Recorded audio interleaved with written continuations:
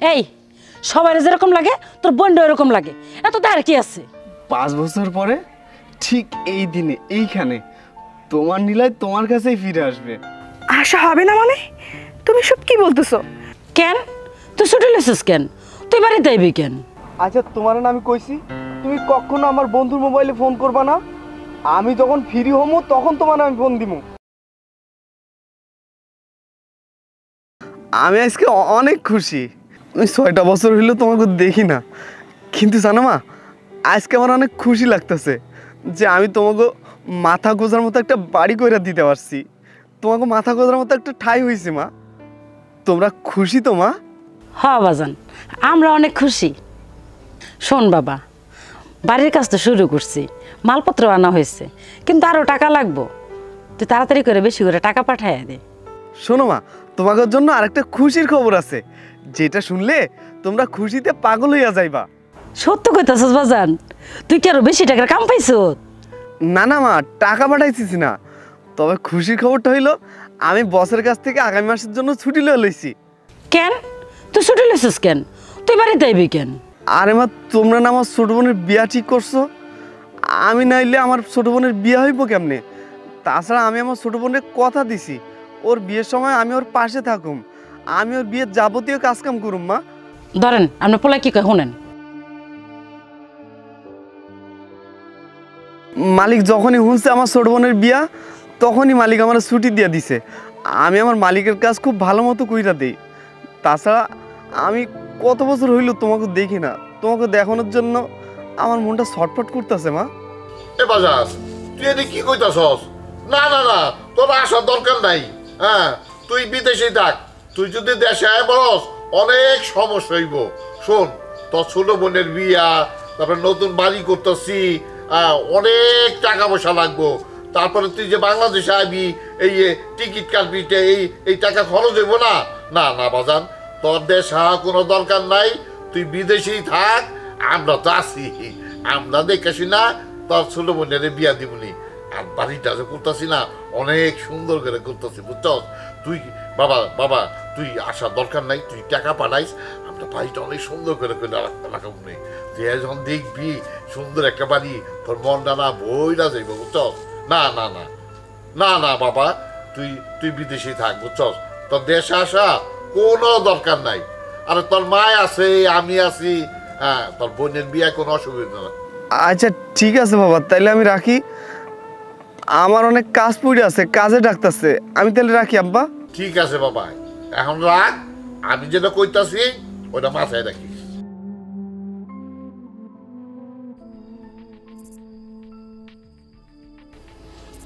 বুঝলাম না, পোলাটা কি মাথা টাথা গেছে? সামনে বোনের বিয়ে, টাকা পয়সা দরকার, আর হুট করে বাড়ি আনলে পাগল হয়ে গেছে।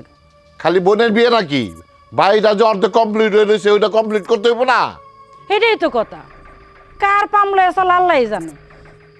আশেপাশে তো আর আমাকে শত্রুর অভাব নাই। কে কোন দিক দিয়ে ফোন দিয়ে ক্লিক লাগাই দিছে দেখো গা। মাইসটা তো সহ্য হয় না।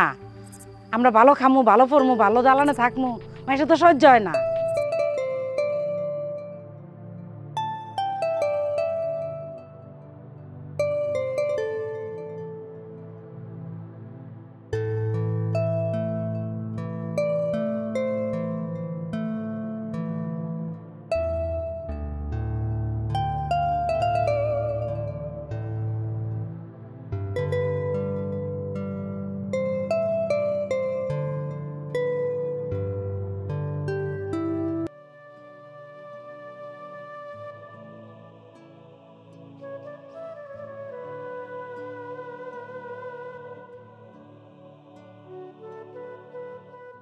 কিরে দোষ, কী হয়েছে? কান্দোস কেন? ছুটি নিছোস, এখন তুই বাড়ি যাওয়ার সময়, এখন মন খারাপ করে চলবে? অনেকদিন পরে বাবা মাকে দেখবি, নিজে দাঁড়িয়ে ছোটো বোনকে বিয়ে দিবি। বন্ধু, আমার তো এই ভাগ্য নাই, তোর জন্য ভাগ্য আছে। তাহলে একটা মন খারাপ করিস না, তুই তো খুশি থাকবি। বাড়ির জন্য কী কী কেনাকাটা করবি? কোনো প্ল্যানিং করছোস? না রে, বাড়িতে যাবো না। পাগল নাকি তুই? টিকিট কনফার্ম করোস, এখন বাড়ি যাবি না, এটা কথা বলি তুই? সমস্যা কি তোর? আরে না, কোনো সমস্যা হয় নাই, আমি এমনি থেকেই বাড়িতে যাবো না। আসলে বন্ধু, আমরা কি এটা কইতে পারোস? আমরা প্রবাসীরা মানুষ না। আরে বেটা, এটা আবার কেমন কথা বলি? আমরা মানুষ, আমরাও মানুষ। আমরা হইলাম টাকা ছাপানোর মেশিন। আমরা সারাদিন কাজ করুম, সারাদিন কাজ করে টাকা ছাপামু, আর এই টাকা আমরা দেশে পাঠাবো। আমরা মানুষ হইতে পারি না, আমরা এক একটা টাকা ছাপানোর মেশিন বলতে পারো। আর যতদিন আমরা টাকা ছাপাইতে পারো এতদিন আমরা মানুষের কাছে ভালো থাকুম। আর যেই দিন আমাদের এই টাকা ছাপানোর যন্ত্রটা নষ্ট হয়ে যাইব, এই দিন আমাদের আর কোনো মূল্য থাকবো না। আমরা রাস্তার কুকুর হয়ে যাইব, আমাকেও কোনো দাম থাকবে না। রাস্তার একটা কুকুরের যতটুকু দাম থাকবো। হ বন্ধু, তুই ঠিকই কইছস, কিন্তু হঠাৎ করে এই কথা কেন করস?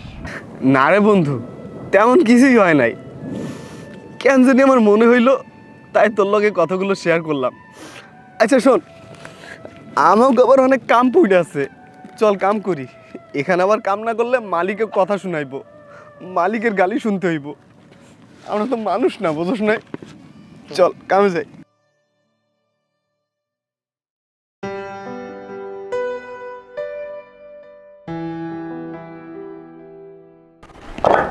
কি রে বন্ধু, খাবার খাবি না? সন্ধ্যা গেল। তুই এক কাজ কর, খাবারের বাটিটা খোল, আমি আমার হাতের কাজটা সেরে আসতেছি। যা কর।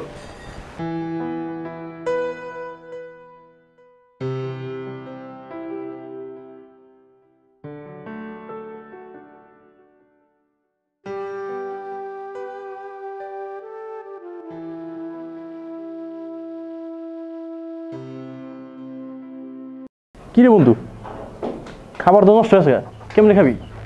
আশেপাশে দোকানও নাই, কিনে না খাবি?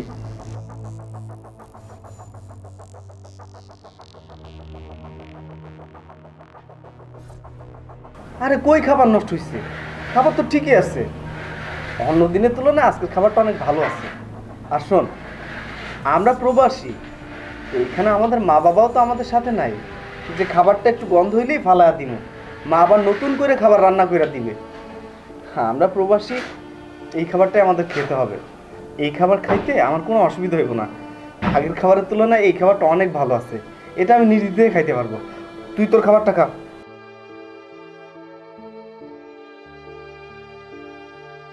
কি রে বন্ধু, মানুষ না অন্য কিছু? এই খাবারের গন্ধ শুনে আমার বমি আই পড়তেছে, আর তুই এই খাবার খাইয়া লেলি। বললাম না আমরা প্রবাসী, আমাকে তো না এটা কোনো ব্যাপার না। আর তোর খাবারটা তাড়াতাড়ি খা, নাকি আমার মতো পচা করে খাবি? কাজ শেষ করে আবার রুমে যাইতে হইব, খা তাড়াতাড়ি।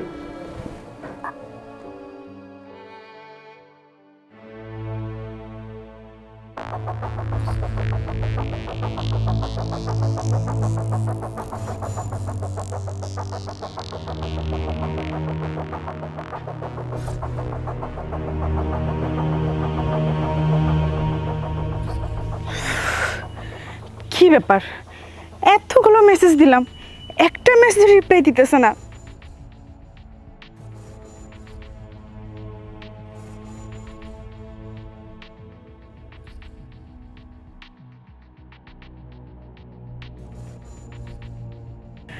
হ্যালো, কি হয়েছে তোমার? সমস্যা কি? এতগুলো মেসেজ দিলাম, একটা মেসেজ রিপ্লাই দিলা না।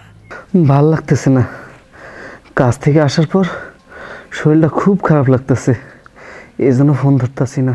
ঠিক আছে, ছুটি নিছো? কবে আসবা? না, এবার আর আসা হইব না।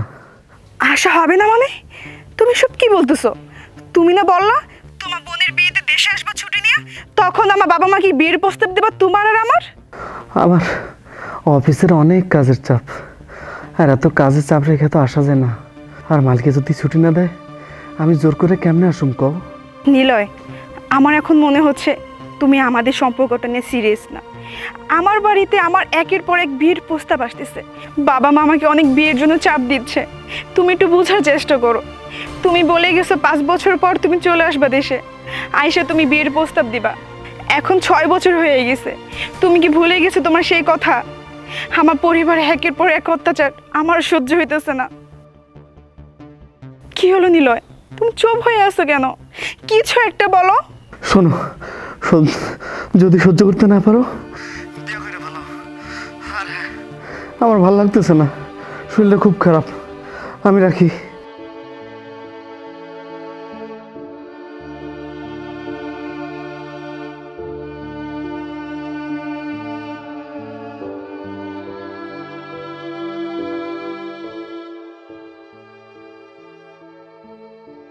কি রে আপা, তুই এখানে কি করতেছস? কই না কিছু না। কি রে তুই কাঁদতেছিস কেন?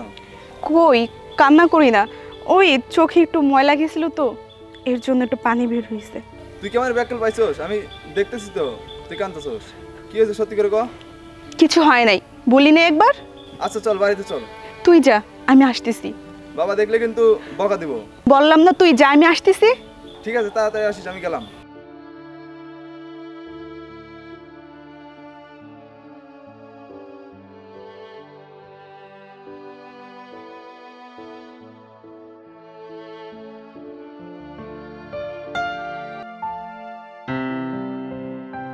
নিলয়, তুমি যে ওই দূর প্রবাসে চলে যাবা, বাবা যদি এই 5 বছরের মধ্যে আমাকে অন্য জায়গায় বিয়ে দিয়ে দেয়, তখন কি করবা?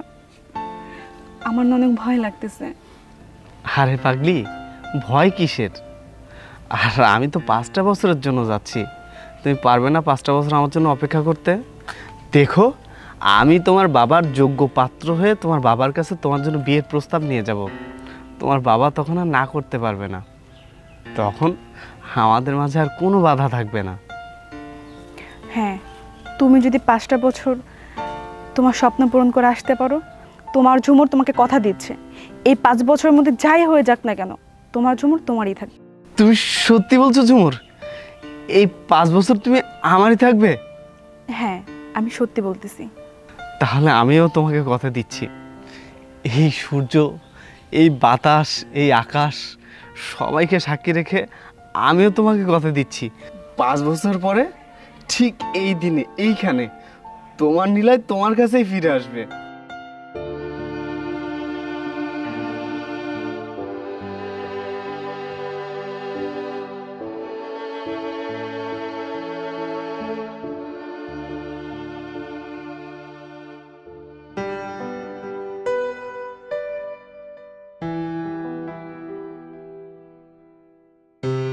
হ্যালো ভাইজান। খিরে সাতচুন্নি, পুস্কি বোন আমার, তোর এই প্রবাসী ভাইটার কথা মনে আছে? ভাইজান, তোমার কথা ঠিকই মনে আছে আমার, কিন্তু বিদেশ যাওয়ার দিন তুমি কি কথা বলেছিলে তোমার মনে আছে?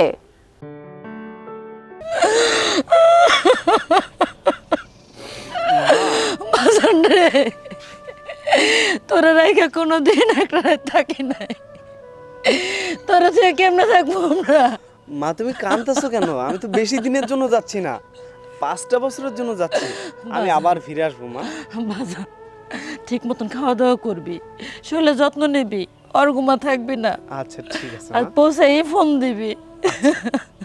বাজান রে, আমরা গরিব মানুষ, আমাকে তো বেশি কিছু নাই। ওই চোখের জমি বেচছিয়া তোরে বিদেশ পাঠাইতেছি। তুই বিদেশ ছিয়া আমাকে বুঝা যাইস না। তবে বাবা। ছোট বোনটারে তো বিয়া দিতে হইব, ওইদিকে একটু খেয়াল রাখি। বাবা আমি তো জানি তুমি অনেক কষ্ট করে আমাকে বিদেশে পাঠাচ্ছ, আর আমি বিদেশে যাচ্ছি তো তোমাদের স্বপ্ন পূরণ করার জন্য, তাই না? আরে পুস্কি, তুই কাঁদতেছিস কেন? তোর বিয়ের সময় আমি তোর পাশে থাকবো। তুমি সত্যি বলছো ভাইয়া? তুমি আমার বিয়ের সময় আমার সামনে থাকবে তো? আরে পুস্কি, আমি যদি তোর পাশে না থাকি তাহলে আমার এই বোনটাকে তার বড়ের হাতে কে তুলে দেবে শুনি? সত্যি তো? সত্যি। তুমি বলে গেছিলা আমার বিয়ের দিন তুমি আমার সামনে থাকবা, কিন্তু মা বলল তোমার নাকি অনেক কাজের চাপ, তুমি নাকি অনেক চেষ্টা করার পরেও নাকি তুমি দেশে আসতে পারবা না। কিন্তু তুমি বলেছিলে তুমি সব বাধা অতিক্রম করে আমার বিয়েতে আসবা, কিন্তু তুমি তোমার কথা রাখতে পারো নাই। আমি তোমার উপর অনেক রাগ করছি, আর তোমার সাথে আমি কথাই বলবো না। তোরে মা বলছে এই কথা? হরে, মা ঠিকই বলছে। আমার এখানে কাজের মেলা চাপ, আর কাজের এত চাপ রেখা কিভাবে যাই বল? এত কাজের চাপ রেখে আমি তো যেতে পারবো না। তুই ভাইয়ের সাথে রাগ করিস না বোন, তুই না আমার একমাত্র লক্ষ্মী বোন। তুই যদি ভাইয়ের সাথে কথা না বলিস তাহলে ভাইয়ের সাথে কথা বলবে কে বল?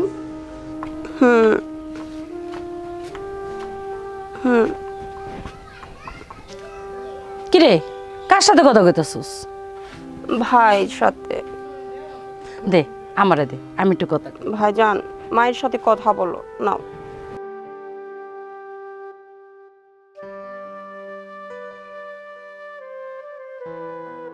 কেমন আছো মা? নিলয়, আমার কিছু টাকা লাগবো, তোর বোনের বিয়ের কেনাকাটা করতে হইব। তুই কি আমার কথা শুনছ? হ্যাঁ মা, আমি তোমার কথা শুনছি। কত লাগবে বলো? 50,000 টাকা লাগবো। ঠিক আছে মা, আমি পাঠাই দিব না। 50,000 টাকা কইছি দেখিয়া 50,000 টাকায় পাঠাইস না, পারলে একটু বেশি পাঠাইস। এখন রাহি। আচ্ছা মা, ঠিক আছে।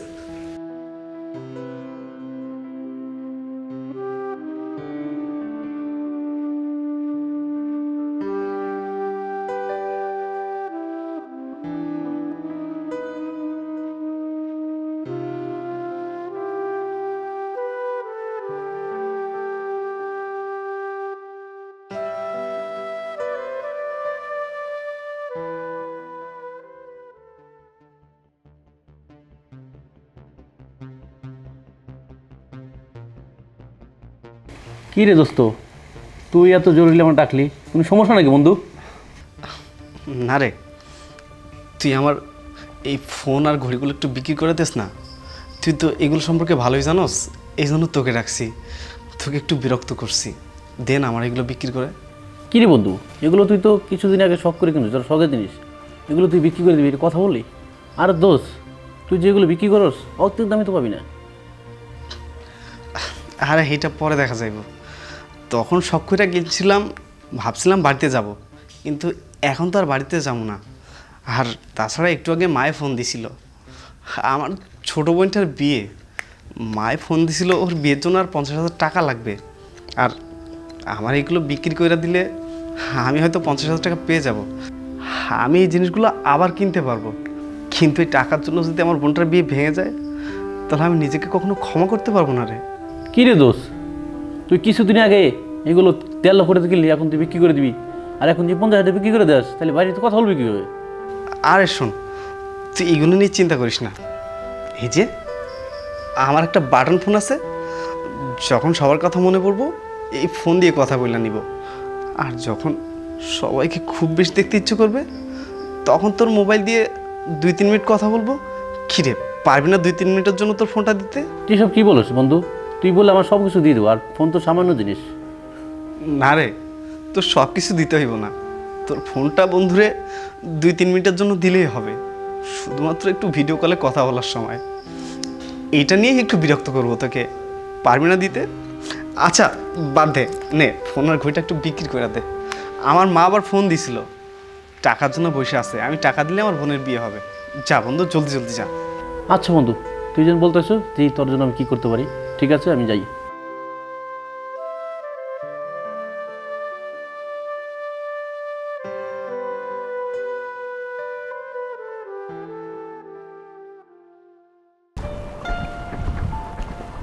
নে বন্ধু, কথা কল দিছে। কে কল দিছে? ঝুমুর ভাবি। নে কলটা দে। আচ্ছা তোমার না আমি কইছি তুমি কখনো আমার বন্ধুর মোবাইলে ফোন করবা না। আমি যখন ফ্রি হমো তখন তোমার আমি ফোন দিমু। আর দেখো, এখন আমার কথা কোনো সময় নাই, আমার কাজ করতে হইব। ফোনটা রাখো। তোমাকে আর আমাকে কল দিতে হবে না। আর আমি তোমার সাথে কথা বলার জন্য কল দিই নাই, শুধু একটা কথা জানানোর জন্য ফোন দিছি। হ্যাঁ, কি কইবা তাড়াতাড়ি গো। আমার বিয়ে ঠিক হয়ে গেছে, আমি আর পারি নাই তোমার হয়ে থাকতে। এখন আর তোমাকে কেউ কল দিয়ে বিরক্ত করবে না, এখন আর কেউ তোমাকে বলবে না নিলয় তুমি কবে দেশে আসবা, তাড়াতাড়ি দেশে আসো। আমি আর পারতেছি না আমার পরিবারের সাথে যুদ্ধ করতে। আজকে থেকে চিরদিনের জন্য তোমাকে মুক্তি করে দিলাম। আজকে থেকে তুমি মুক্ত, তোমাকে মুক্ত করে দিলাম। ভালো থাইকো নিলয়, তুমি ভালো থাইকো। তুমিও ভালো থাকো, আর তোমার নতুন জীবনের জন্য শুভকামনা রইল।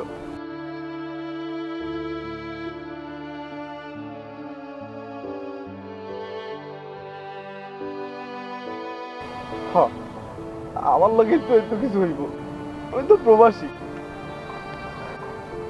দেখ, এইসব নিয়ে আমার মন খারাপ করলে চলবো না, আমার তো কাজ করতে হইব। আমি তো টাকা ছাপানোর মেশিন, আমাকে টাকাই ছাপাইতে হইব।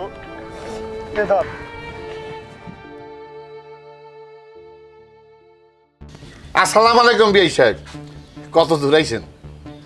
হ্যাঁ, আইসা বলছেন? এই তোমরা রেডি? বিয়ে সাপটা কিন্তু আইসা পড়ছে। আরে মেয়ে তো সে কখনই পার্লার থেকে সেজে এসেছে, ফুল রেডি, তাড়াতাড়ি আসতে বলো। আসেন বিয়ে সাহেব আসেন, আমরা রেডি আছি ইনশাআল্লাহ।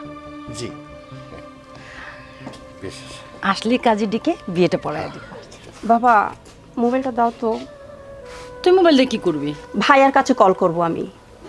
আমি যখন সাজগুজ করি সবসময় ভাইয়াকে আগে দেখাই, আর আজকে আমি বউ সেজেছি, আমি সবার আগে ভাইকে দেখাবো।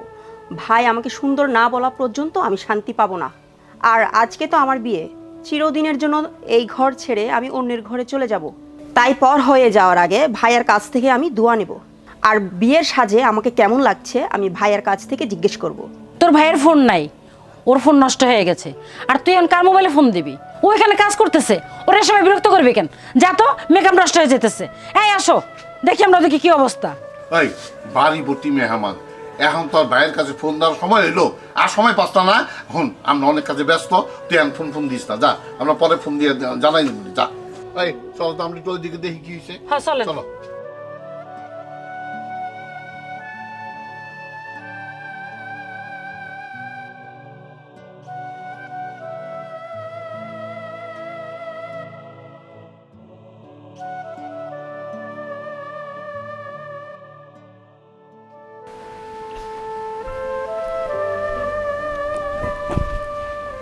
কি রে বন্ধু, কাজ থেকে আসার পর বাসাতে বেরিয়ে আস না, কারণ কি? কি রে বন্ধু, তুই কান্দিস কে? কি হয়েছে তোর? আরে কই কান্দাছি, এটা তো আমার সুখের পানি, সুখের কান্না বলতে পারিস। আজকে আমার পিচ্চি বোনটার বিয়ে, সবাই ওকে হয়তো লাল টুকটুকে শাড়ি পরিয়ে লাল টুকটুকে বধূ সাজিয়েছে, না জানি ওকে কত সুন্দর লাগছে। জানিস আমার সেই ছোট্ট বোনটা দেখতে দেখতে অনেক বড় হয়ে গেছে, ভাবতেই অবাক লাগতেছে। আজকে আমার ছোট্ট বোনটার বিয়ে, ইস যদি আজকে আমি ওকে একটু দেখতে পারতাম। আরে বন্ধু, তোর বোনকে দেখবি, এটা কোনো বিষয় হলো? নে আমার ফোন নে, বাড়িতে ফোন দে, কথা বল। না রে, আজকে বাড়িতে সবাই ব্যস্ত, আর তাছাড়া একটা বিয়ে বাড়ি, বউকে নিয়ে সবাই ব্যস্ত থাকবে। আর আমার ছোট্ট বোন তো একটা মাত্র বোন, ওকে নিয়ে সবাই অনেক ব্যস্ত। আজকে মনে হয় কাউকে বিরক্ত করা উচিত হবে না, বুঝিসই তো বিয়ে বাড়ি, সবাই অনেক ব্যস্ত, আজকে ফোন দিয়ে বিরক্ত করা উচিত হবে না। আরে যতই কাজ থাক, তোর ফোন ধরবো, নে কল দে। আচ্ছা ঠিক আছে, তোর ফোনটা দে।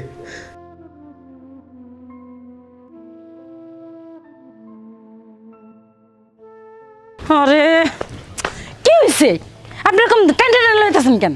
আর ক্যান্টাইন আনতাছি, তোমার পোলায় ভিডিও কল দিয়ে আমার পাগল বানায় হালাইতেছে। বাড়িতে এত লোকজন, তোমার পোলার ভিডিও কল ধরুম না আমি মানুষজন সামাল দিব? নাও তুমি তোমার পোলার লগে কথা কও, আমি ওদিকে সামাল দিতেছি। জান, এই তুই জানোস না বিয়ে বাড়িতে হাজার রকমের কাম থাকে, তুই এ সময় বিরক্ত করতেছিস কেন? আর কি কোনো কাম নাই তোর? মা তোমরা কি বেশি ব্যস্ত? বরযাত্রী চলে আসছে। হ্যাঁ সব চলে আসছে। মা দয়া করে একটা মিনিট আমার ছোট বোনটার লগে কথা বলতে দাও না মা, আমি 1 মিনিট আমার ছোট বোনটা একটু দেখবো মা, একটা মিনিট।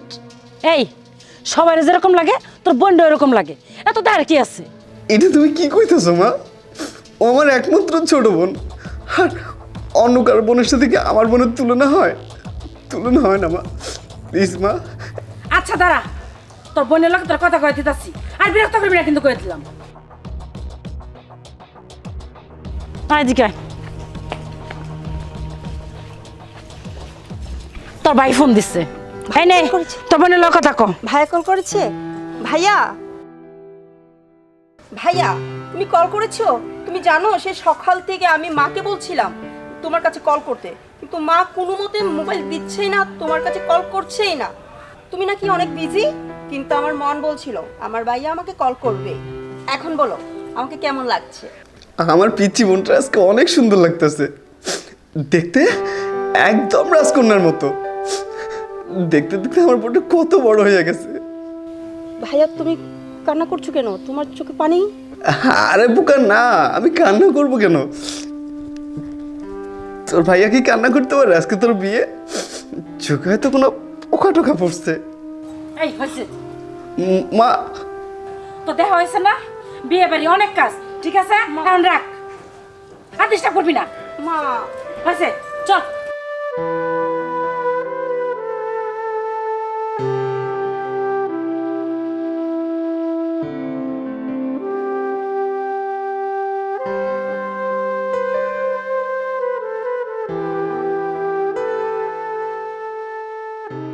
দেখলি বন্ধু, আমরা প্রবাসী, আমাদের কোনো মূল্য নেই, কিন্তু আমরা প্রবাস থেকে যে টাকা ইনকাম করি সেই টাকার মূল্যায়ন আছে। অথচ আমরা যে মানুষ এটা সবাই ভুলেই যায়। আসলে বন্ধু, আমাদের কোনো মূল্য নেই, কোনো মূল্য নেই।